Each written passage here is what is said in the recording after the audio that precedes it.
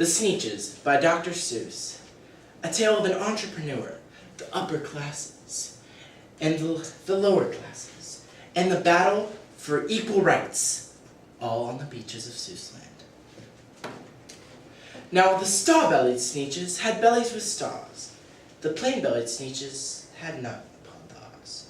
Those stars weren't so big, they were really so small. You might think such a thing wouldn't matter at all. But because they had stars, all the star-bellied Sneeches would brag. "We are the best kind of Sneeches on beaches." With their snoots in the air, they would sniff and they'd snort. "We'll have nothing to do with the plain-bellied salt." And whenever they met some, when they were out walking, they'd hike right on past them without even talking.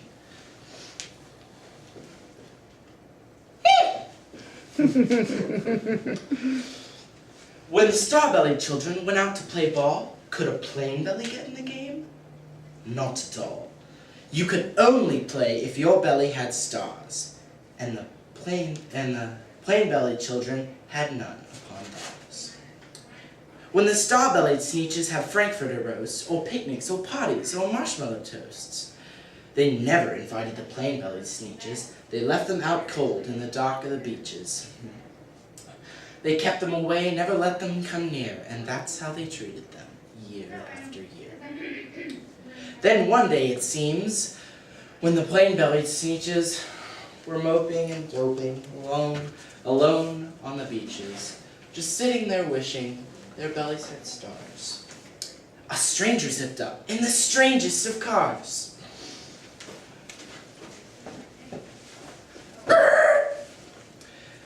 "My friends," he announced in a voice clear and keen, "my name is Sylvester McMonkey McBean, and I've heard of your troubles. I've heard you're unhappy, but I can fix that. I'm the fix-it-up chappie. I've heard of your troubles. I have what you need. My prices are low, and I work at great speed, and my work is 100% guaranteed." Then old Sylvester McMonkey McBean put together a very peculiar machine. "You want stars like the star-bellied Sneeches? My friends, you can have them for $3 eaches." "Thank you. Right this way. Thank you. Thank you. Thank you. Right in there." So they paid him their money and clambered aboard. They went right inside, and the big machine roared. And it bonked, and it conked, and it burped, and it jerked, and it bopped them about. But the thing really worked. When the Sneeches came out, their bellies had stars. They actually did. They had stars upon theirs. Then they said to the ones who had stars at the start, "We're exactly like you. You can't tell us apart. We're all just the same now, you snooty old smarties. And now we can come to your Frankfurter parties." Then, of course, those... Good grief. "Good grief," moaned the ones who had stars at the first. "We still are the best, and they are the worst. But now how in the world will we know?" they all frowned, "if which one is what, or the other way round?" Then up came McBean with a very sly wink, and he said, "My friends, things are not as bad as you think. Belly stars are no longer in style," said McBean. "What you need is a trip through my star-off machine. I will make you again the best Sneeches on beaches, and all it will cost you is...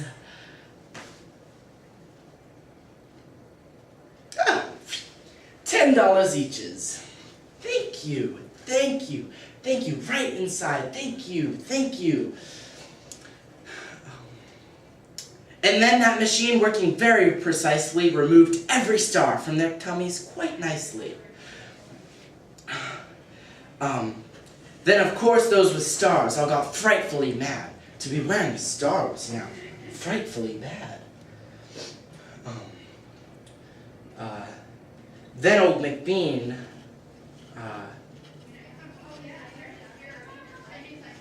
invited... I think you skipped one. Skipped a page. Did I? Yeah, it says, then with snoots in the air, they paraded. Oh, right. Yeah. Then with snoots in the air, they paraded about. They opened their beaks and they let out a shout. We know who is who. We know who is who, there isn't a doubt. The best kind of Sneech are Sneeches without. Then, of course, those with stars all got frightfully mad. To be wearing a star was now frightfully bad. Then of course, old McBean invited them into his star-off machine.